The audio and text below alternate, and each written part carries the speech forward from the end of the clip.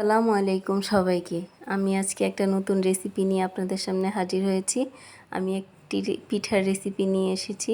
এটা তুলতুলে মিষ্টি অনেক মজার পিঠা। এটা বানাতে খুব বেশি সময় লাগে না আর অল্প উপকরণে হয়ে যায়।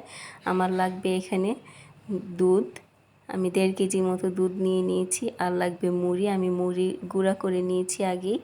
আর লাগবে ডিম আপনাদের যেই কয়েকটা দিয়ে বানাতে ইচ্ছে করে। আর দিব আমি এখন দুধটাকে বসিয়ে দিয়েছি চুলায়। আমি এলাচ গুঁড়া দিয়েছি, দারচিনি আর তেজপাতা, লং দিয়েছি। আমি এখন ডিমগুলো ভেঙে ফেটে নিচ্ছি।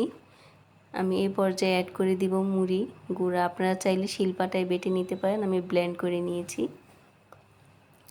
আমি একটু পানি অ্যাড করব।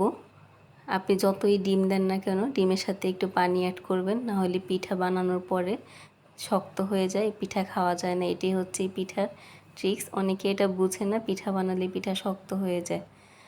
দেখেন আমার দুধটা আমি 1.5 কেজি দুধকে প্রায় 1 কেজি করে নিয়েছি, আধা কেজি কমিয়ে ফেলছি। আমার দুধটা অনেকটা ঘন হয়ে গিয়েছে। আমার বাটারটা দেখেন খুবই স্মুথ হয়েছে। আমি এখন এই পর্যায়ে একটা কড়াইতে তেল বসিয়ে দিয়েছি। এখন আমি পিঠাগুলোকে ভালো করে ভেজে নেব।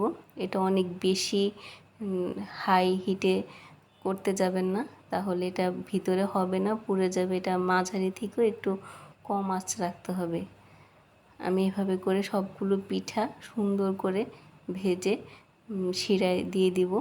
আমি এখন সবগুলো পিঠে এরকম করে ভেজে নিচ্ছি।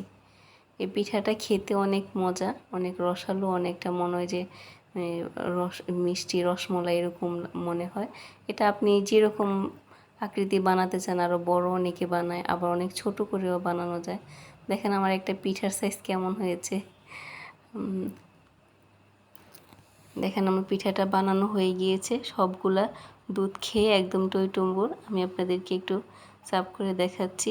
অনেক মজা, এটা বাসায় ট্রাই করবেন, মিস করবেন না। যে খাবেন তার মনে থাকবে খুবই মজা। এটা ঠান্ডা ঠান্ডা খেতে আরও বেশি মজা। আমার পিঠার রেসিপি যদি আপনাদের ভালো লেগে থাকে তাহলে কমেন্ট করে